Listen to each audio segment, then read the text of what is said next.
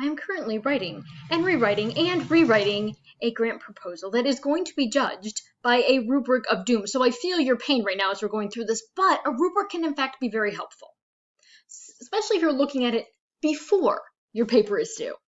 So for this paper, when you're looking at an excellent paper, you want to begin with a thesis that's making a convincing and creative argument about the message or meaning of something in your text.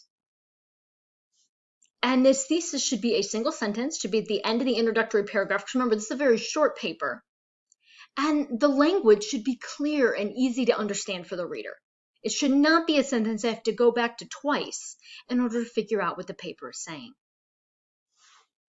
For a satisfactory, a passable thesis, it's making an argument about the meaning of the primary text. That is the fantasy work that you're analyzing.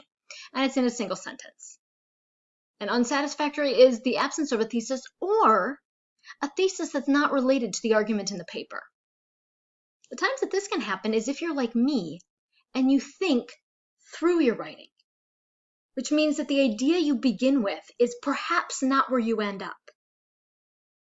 That is perfectly fine. If that's you, what you need to do is go back to the top and write a new thesis to match with the argument that you've actually made. Once you have a thesis, you have what you're arguing. The bulk of this paper is to actually do that analysis. And what's the difference between excellent and satisfactory here? It begins one with the structure of the paragraph. It's an opening with a topic sentence, followed by a very short amount of evidence and a substantial amount of analysis. Or is it sort of mixing and blending the two and including more summary than actually close reading? Next category, is it bringing in the elements of the fantastic? Are you addressing your text just as, any other book you've read, or are you looking at it as a work of fantasy? And finally, the presentation. It should be giving the main points of the paper and doing it in a way that's engaging and creative.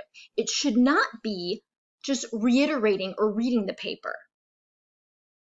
I mean, what kind of video do you want to listen to? Do you just want someone to go through their points, or do you want them to bring it in, draw you in? You all are great at doing this. This is just tap into those talents and do that a second time.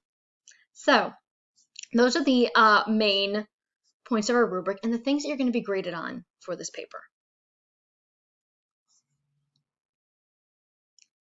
Keep these in mind while you're writing and while you're going through and doing the activities of revision on this close reading. Because if you keep coming back to this, you're going to have that guide to let you know where your work's falling and what you want to aim for.